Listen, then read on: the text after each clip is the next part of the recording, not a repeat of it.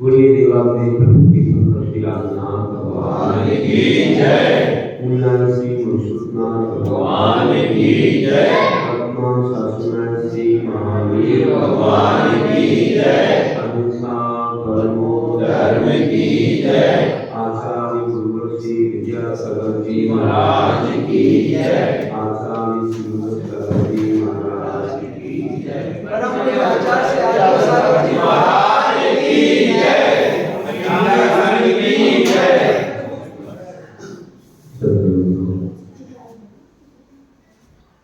बहुत अच्छा ये एक आयोजन है कि जो हम लोग ऐसे महान तीर्थंकर बीच में तीर्थंकर मुनीश्वरनाथ भगवान का दर्शन करते हैं, जिनके काल में गांव हुए लक्ष्मण, हनुमान, सीता, अनेक ऐसी आत्माएं, भव्य आत्माएं हुई हैं जो मोक्ष को प्राप्त हुई और कोई करे राम को मोक्ष चले गए, हनुमान भी मोक्ष गए हैं और लवकुश भी मोक्ष गए हैं। ऐसे मुनीश्वरनाथ भगवान के काल में हुए इन महापुरुषों ने हमारे महामुनियों की सेवा का अवसर प्राप्त किया। कुलभूषण, देशभूषण, उल्लास पर जो कुंतलगिरी अपने होते हैं, उपसर्ग होता था राम लक्ष्मण सीता पक्षी उनका अवसर दूर किया। और देखिए, जिस देव का अवसर मिला वह देव ही आकर के इतना प्रभावित हो गया, श्रद्धालु हो गया, क्षमा मांग करके मात्सर्य सीख गया, भगवान का अपूर्व भक्त बन गया। कुलभूषण, देशभूषण की अपन लोग सुनते हैं, बहुत अच्छी महिमा है। तो ऐसे महान तीर्थंकर यहाँ विराजमान है जो यहाँ गौशाला का परिसर है, बाजू में बहुत महान क्षेत्र बन रहा है और यहाँ की ये सरकार, हरियाली, यहाँ का शांत वातावरण, ये गाय और यहाँ अनेक प्रकार के जो पशु हैं इनका संरक्षण हो रहा है, समाज का पुण्य बन रहा है, क्योंकि जीव रक्षा ही सबसे प्रधान धर्म है। और कहते हैं परस्पर पकड़ो जीवाना, सब जीवों को एक दूसरे का उपकार करना चाहिए, उनका कर्तव्य है। और हम लोग पढ़ते आए कि धर्म से मूलम दया, धर्म का मूल आधार दया है। धर्मो दया विशुद्धो, ये भी कहा है आचार्य कुंदेव ने, पूज्यपाद आचार्य धर्म से मूलम दया कहते हैं। और परस्पर पकड़ो जीवानंद उमा स्वामी आचार्य कहते हैं। ऐसे कितने महान महान आचार्यों ने वर्णन किया और इस दया अहिंसा की बड़ी महिमा है। जब धर्म की परिभाषा करते हैं स्वामी कार्तिकेय अपने स्वामी कार्तिक प्रत्यक्षण है,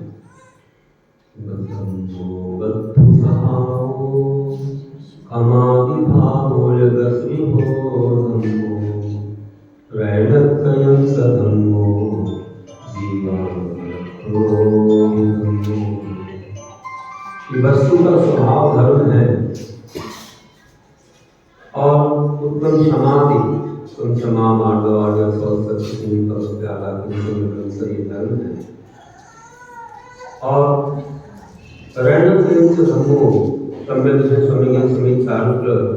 के धर्म है और जीवान रखो धर्मो, तो जीवों की रक्षा करना धर्म है। लक्ष्य की अपेक्षा वाली वस्तु स्वभाव प्रकट हो, लेकिन चलने की अपेक्षा को जीवों की रक्षा करना ही धर्म। बिना मूल के नहीं होता। बिना जड़ के वृक्ष नहीं होता, बिना फाउंडेशन नींव की कोई बिल्डिंग इमारत नहीं होती। ऐसे ही बिना दया अहिंसा के धर्म की शुरुआत नहीं होती। तो बंधु, धर्म मूलम दया से बोला गया है। तो हम लोग जानते हैं, सब लोग सुनते हैं, और इस दया के बारे में हम विचार करते हैं कि हमारे मोक्ष महल की एक प्रथम अगर सीढ़ी है, ऐसे तो सम्यक दर्शन है कि सम्यक दर्शन के गुणों में प्रसन्न, संवेग, अनुकंपा, आस्तिक, इनमें जो अनुकंपा है, अनुकंपा ही तो दया है, उसी का नाम अहिंसा है, उसी का नाम परोपकार है, राम है, वात्सल्य है, आदि अनेक नामों से उसे पुकारा जाता है। तो ये अहिंसा हमारे जीवन का मूल है, और इससे हम चलेंगे तो जीवन में बहुत महान कार्य होंगे। आज इस कटनी नगरी का सौभाग्य है कि तुमने गायों की, इन पशुओं की रक्षा की है, चाहे गाय हो, बैल हो, भैंस हो या कोई भी हो, इनकी जो रक्षा की है, इन्हें कुचड़ खाने जाने से बचाया है, इनको जीवन दान दिया है। आप विचार करिए, उसी दया अहिंसा का प्रताप है कि तुम्हें इतने बड़े क्षेत्र का लाभ होने, जहाँ पे भारत के देश विदेश के कोने कोने से लोग आएंगे और इस कटनी नगरी का नाम रोशन होगा। आपके आवाज वृद्ध सारी पीढ़ियाँ आकर के देखेंगी, और नंदीश्वर और शंभुश्वर भगवान कितना महान पुण्य उत्पन्न होगा भगवान के दर्शन से। कहते हैं कि दर्शनम देव देवस्य दर्शनम पापनाशनम दर्शनम सर्वसोपान दर्शनम, कि भगवान का दर्शन कैसा है? पाप का नाश करने वाला सर्व का सोपान, मोक्ष का साधन है। और दर्शने में जिनेन्द्राणाम साधुनाम भगवान च ना चिरं तिष्ठते पापम सिद्ध हस्तम, कि ऐसे भगवान के दर्शन करने से, गुरुओं की वंदना करने से वैसे ही पाप ज़्यादा देर नहीं टिकते हैं, जैसे कि हाथ में लिया हुआ जल उंगलियों के बीच से जल्दी निकल जाता है, वैसे हमारे सारे पाप क्षण भर में नष्ट होते हैं। इस प्रकार की महिमा है बंधुओं। तो इसलिए तो हमारे सिद्धांत शास्त्रों में बताया है, क्या बताया है? हमारे सिद्धांत शास्त्रों प्राकृत भाषा में कहते हैं कि जिन बिन में दर्शनीय निवृत्ति निकास इधर से कर्म का लाभ है दर्शनालो, जिन्हें भगवान के दर्शन करने मात्र से निवृत्ति निकास जैसे कर्म कलापों का क्षय देखा जाता है। जो बड़ी कठोर तपस्या से क्षय होते हैं, जैसे कर्म उनको निवृत्ति निकास बोलते हैं, वे भगवान के दर्शन मात्र से पलायन हो जाते हैं। आचार्य पूर्णपाद स्वामी ने भी कहा है कि विघ्नोगा प्रमेयांति सापनी उपनिगा विश्व निर्दिष्टाम्यांति सुखी माने जिनसे, कि भगवान की स्थिति करने से सारे विघ्न दूर हो जाते हैं, सापनी प्रेम की बाधा दूर हो जाती है, यहाँ पर विश्व निर्दिष्टता को प्राप्त हो जाता है। इतनी बड़ी महिमा हमारे भगवान की है। इसलिए मैं कहता हूँ, मैं जब पहले कटनी आया था, सुनता था कि रोज भक्त लोग जाकर के यहाँ, बहुत सारे भक्त यहाँ अभिषेक पूजा करते हैं, क्योंकि नगर में मंदिर भी यहाँ आते हैं। क्या कारण है? लोगों को लगता है जितनी मेहनत करेंगे, जितनी कठिनाई से प्रभु हमें मिलेंगे, उतना अच्छा पुण्य का काम। आज से कर्जी पर आप हेलीकॉप्टर से उतर जाओ, रोपवे से चले जाओ, आज क्यों विरोध हुआ पूरे भारत में? नहीं, रोपवे नहीं, हमको पुण्य नहीं मिलेगा। ऐसे कोई असामाजिक तत्व वहां पहुंचेंगे, विपरीत परिस्थितियां हो जाएंगी, लोग सरल हो जाएगा, तो हमारे से पूरा अशुद्ध हो जाएगा। हम पैदल जाएंगे, मेहनत से जाएंगे, बहुत अच्छा काम होगा। आप लोग बोला करते हो कि जिसने जितना कष्ट सहा उतना ही से इनको पाया वाली बात है। जो वस्तु बड़ी कठिनाई से प्राप्त होती है, बहुत मेहनत से प्राप्त होती है, उसका उतना ज्यादा मूल्य होता है। सरलता से मिलने वाली वस्तु का मूल्य नहीं। महाराज से हमारे चले जाए, इतना मूल्य नहीं। आप इतने दूर से लेकर के आ रहे हो, बिहार करवा रहे हो, वैसा विवाहों की देखो टीम आती थी, रोज बिहार करवा रहे थे। कोई बोला दुकान छोड़ के आ रहे हैं, कोई बोला हम ये सब छोड़ के आ रहे हैं, बहुत अच्छा बच्चों को स्कूल से छोड़ के आए, महाराज आ गए आपके पास। इतने दूर से लोग आ रहे हैं, वहाँ सपना के लोग चले, मैहर का बहुत आगे तक चले, अमरपाटन के लोग आए, और मैहर के लोग भी और यहाँ के लोगों ने भी इतना उत्साह से काम किया है, बहुत अच्छे से तो ये जो आपने अपनी भक्ति दिखाई, मेहनत से पाया, इसका मूल्य होता है। वैसे भगवान को आपने इतनी मेहनत से यहाँ पर विराजमान किया है और बहुत अच्छे से भावों से यहाँ आते हो, तो मैं मानता हूँ कि बहुत साथी से पुण्य का अर्जन हुआ है। एक चावल के बराबर कितना विराजमान करने का फल अनंत अवस्था पाना है। ऐसे विशाल प्रभु को आपने विराजमान किया और बड़े विशाल प्रभु विराजमान हो रहे हैं, तो ऐसे भगवान के दर्शन करने में इतना पुण्य है कि सारी विघ्न बाधाएं दूर होती है। अपन उदाहरण पढ़ते हैं इनकी स्थिति में और कितना फल होगा, महान फल है। धनंजय कवि का उदाहरण सब जानते हैं कि भगवान की पूजा करने से उनके पुत्र का विश्व बदल गया था। आप जानते हो, आज से समस्त वस्तु ने जो भक्ति की, आज से 2000 वर्ष पहले 24 तीर्थंकर स्तुति स्वयं श्लोक में लिखी। चंद्रबाबू भगवान की स्तुति करते समय चंद्रबाबू भगवान की अगर कोई पासवर्ड भूल गया था, एक ही बात श्लोक आप पढ़ते हो, बादीराज सूरी कैसे उस श्लोक को हो गया था। आप भक्तांबर पढ़ते हो, कैसे भक्तांबर पढ़ने से 48 ताले जंजीरें टूट गई थी। ऐसे ऐसे उदाहरण हमारे यहाँ हैं कि भगवान की भक्ति हमें ऐसी शक्ति देती है जो मुक्ति के द्वार भी खोल देती है। यही पर सब महावीर जी, यही शिखर जी बन सकता है, बस सब आपकी भक्ति होनी चाहिए। जहाँ भक्ति हो, जंगल में भी देख लो आप, गाय का सिर गिरने लगा और ग्वाले को भगवान प्राप्त। आप देखिए महावीर जी का ये क्यों हुआ कि जहाँ भक्ति होती वहीं पर दिशा हो जाता है। ये नहीं कि वहां पर नहीं होगा, वहां जाके भी नहीं होगा, तो जहां होगी वहां हो जाएगा। आपके शुभ परिणाम, निर्मल परिणाम ही अतिशय का कारण बनते हैं बंधुओं। इसलिए कामती से नहीं तो मानता हूँ कि आपने जो यहाँ बहुत अच्छे से जीवों का संरक्षण किया है और जरूर आकर के जो आपने पुण्य कमाया है, आज आपको बहुत अच्छे बड़े क्षेत्र के रूप में मिलने वाला है। आपकी पीढ़ी दर पीढ़ियां लाभान्वित होगी, समृद्ध बनेगी और बहुत अच्छे से त्यागी व्यक्ति बनकर के अपना कल्याण करेगी। अनेक ऋषि मुनि आएंगे, उनसे यहाँ पर अनेक जाप होंगे, दर्शन होंगे, अनेक कार्यक्रम होंगे, पूजा विधान, करोड़ों जाप होंगे, जाप का यहाँ पर अनुष्ठान होगा, बहुत बड़े बड़े विधान सब होंगे। इससे कितना पवित्र और पुनीत हो जाएगा, देवताओं का निवास यहाँ होगा और आपका जीवन बहुत महान बनेगा। बंधुओं, इस प्रकार की मंगल भावना अपने जीवन में आनी चाहिए और हम लोग आगे बढ़े और ऐसे अतिशय को पाए जीवन में। भगवान की भक्ति करना अरहत भक्ति है। अरहत आचार्य प्रवचन भक्ति के माध्यम से तीर्थंकर प्रकृति का संचय होता है। 16 कारण भावनाएं हैं ये, इनसे तीर्थंकर बनने का स्वभाव मिलता है। इसलिए आप ध्यान रखिए कि जैसे हमारे महान आत्माओं ने ऐसी भक्ति की है और तीर्थंकर बताया है, ऐसे 16 भावनाओं में वैयावृत्त करना चाहिए। मुनियों की आहार विहार निहार की सबकी चिंता, उनकी सेवा करना, ये वैयावृत्त है। हमारे एक ऐसे महान तीर्थंकर हुए जो शांतिनाथ भगवान है, उन्होंने कैसे पाया था ये पद? श्री शैल राजा ने मुनियों की वैयावृत्त की थी, आहार दान आदि दिया था, उससे शांतिनाथ तीर्थंकर हुए।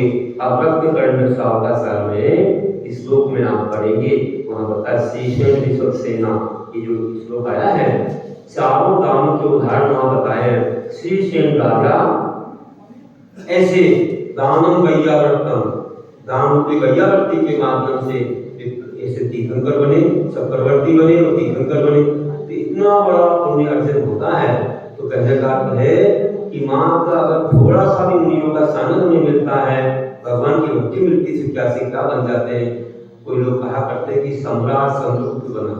कौन बना? इसके बारे में किसी महान प्रत्यक्ष ज्ञानी ने बताया होगा। 1000 वर्ष में अवधि ज्ञानी होते हैं, जब कलगी होता है धर्म का नाश करता है, फिर अवधि ज्ञानी मुनि होते हैं, उन्हें शास्त्रों की रचना करते हैं, बहुत सारी अच्छी और व्यवस्था होती है। ठीक है, धर्म को थोड़ी कम होता है फिर भी।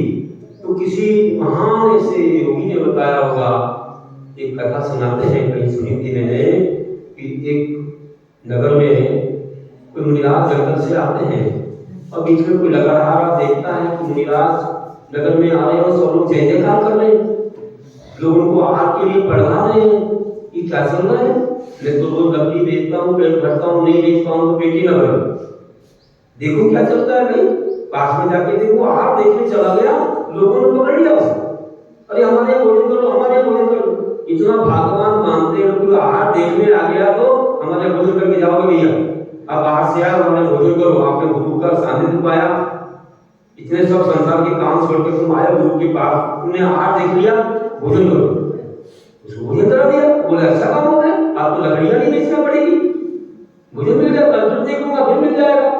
तो बस उसने लकड़ी बेचना तो बंद किया और महाराज जी के पीछे लगे, रोज भोजन मिलने लगा। अब महाराज के प्रवचन भी सुन लेता, महाराज जी के प्रवचन में सदाचार की चार की बात आई, सम्यक दर्शन ज्ञान चार की बात सुन करके वो सम्यक दर्शी बन गया, बहुत सारा ज्ञान उसको हो गया, अच्छी चर्चा करने लगा लोगों से, काफी चर्चा, धीरे धीरे उसने ग्रंथ नियम से प्रारंभ किया, करता गया, अनपढ़ था, पढ़ना नहीं आता था, लेकिन वो सुन करके इतना ज्ञानी बन गया और गुरु महाराज से उसको दीक्षा का निवेदन किया, गुरु ने ऐसे कैसे दे दूं दीक्षा, कैसे पालन करोगे, नहीं करूंगा महाराज, चाहे प्राण निकल जाए, इतनी महिमा है, देखो आहार देखने आया मुझे भोजन मिल गया, अब तो मैं इतना ज्ञानी बन गया, आपसे नियम संयम ले रहा हूँ, मुझे क्या चिंता है, भोजन की चिंता नहीं है मुझे, समाधि क्या हो जाए, आप तो मुझे जिन दीक्षा मुनि दीक्षा दीजिए। खूब निवेदन किया उसने, गुरु महाराज ने परख लिया, सब पूछ लिया और उसकी भावना पे उत्कृष्ट थी, उसको मुनि दीक्षा दी, मुनि बन गया। वह लकड़हारा से मुनि बना, जिस तपस्या की मरण करके बताते हैं, बाद में चंद्रगुप्त बना, सम्राट चंद्रगुप्त बना, उसके पूर्ण जीवन की कथा को बताते हैं कि वह लकड़हारा था, मुनिराज के पीछे लग गया और उसे इतना पुण्य कमाया। कहने का अर्थ है कि हमारे इस धर्म की बड़ी महिमा है, जो धर्म की महिमा को जानता है, आचार्य सुमेध कहते हैं कि स्वापि देव की देवा स्वाप जायते देव विशाल कापी नाम भेदन्या संपत धर्म शरीर शरीरधारी को कौन सी अवश्य संपदानी प्राप्त होती है, स्वापि देव, ये कुत्ता भी देव बन जाता है, मरणासन कुत्ते को जीवन भर को मारने का मौका में सुना दिया, मरण करके देव, जब जीवन भर को मार को ये अपने पिताजी का राज्य प्राप्त करने जा रहे थे, काष्ठांगा मंत्री ने छीन लिया था, सेना नहीं थी, गए, उसने सेना के द्वारा घेर लिया, सूली पर चढ़ाया, अब सूली पर जब चढ़ाया, ठीक है, जब सूली पर चढ़ाया तो सूली पर अपने ऊपर से अब मेरी रक्षा करने वाला कौन है, कोई भी नहीं है, उसने नामोकार जपा, उस देव का आसन कंपायमान हुआ, उस देव का आसन कंपायमान हुआ, जिसको नमोकार सुनाया था कुत्ते की अवस्था में, उसे मालूम नहीं है जीवन भर कुमार को कौन क्या बन गया है कि वो नमोकार पड़ा, उसका आसन कंपायमान हुआ। अरे हमारे कोई उपकारी पर कष्ट आया है, तुरंत आया और सूली पर से उठाया, अदृश्य कर दिया। आप विचार करिए, नमोकार मंत्र सुनाने की महिमा की देव पर्याय मिली और सुनाने का जो फल मिला, जैसे कि वासना भगवान का जीवन नाग नागन को सुनाया था तो उनके लिए आए थे सेवा करने, ऐसे इसको आए, तो एक नमोकार मंत्र से कोई जीवी दुर्गा बन जाते हैं, स्वर्गादि पा देते हैं और रक्षा होती है। तो ध्यान रखिए कि जब प्रियंच प्राणी भी नमोकार मंत्र से सदगति को पा सकते हैं, तो अपन को धर्म करते हैं, अपन को और अच्छे महान बनना है। इस पंचम काल में हमको अभी कोई रिद्धिधारी मुनियों के दर्शन नहीं, साक्षात केवली तीर्थंकर के दर्शन नहीं, अंगपूर्व के ज्ञानी के दर्शन नहीं, हम इसी को बड़ा मान रहे हैं, अभी कुछ नहीं है। अभी आप इतना पुण्य कमाना है कि चौथे काल में जन्म लेना, विदेश क्षेत्र में जाकर जन्म लोगे आप, तो वहां पर कोई मिथ्या मत ही नहीं है।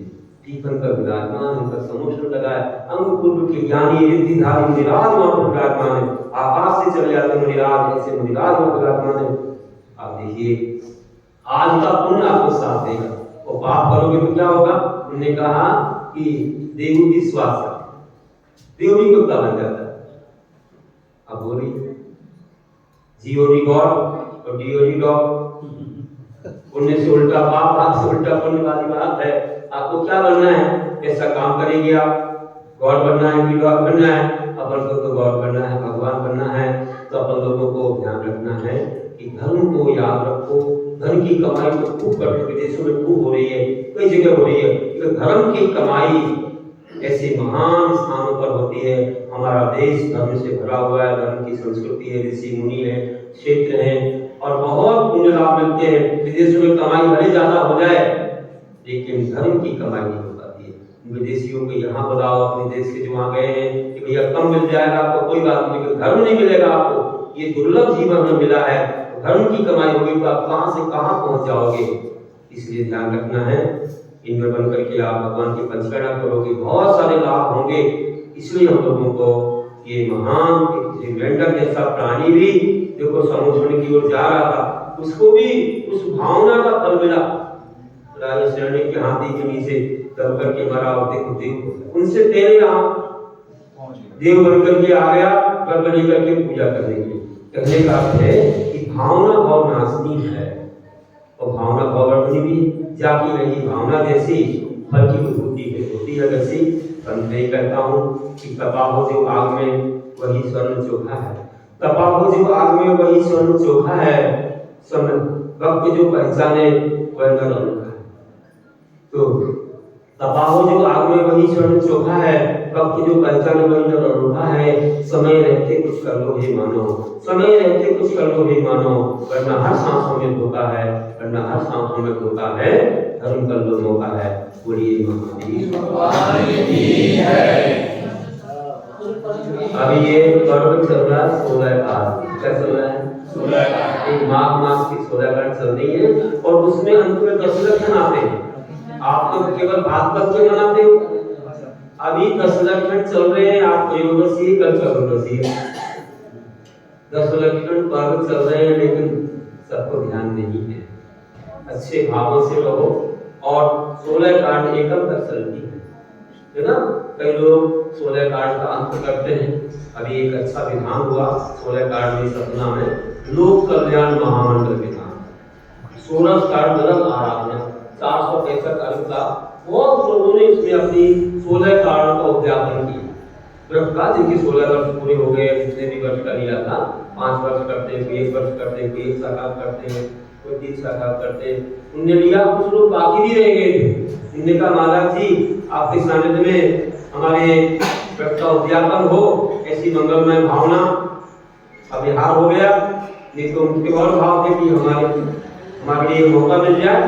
हम लोग याद करते हैं कि 16 कांड चलता है, जो भी आपको आशीर्वाद देते हैं, अगर 16 कांड विधान ना करवा पाए, 16 कांड की पुस्तक उनको देते हैं कि आप इसको करो या यहाँ से मंगाओ और अपना जीवन धन्य बनाओ।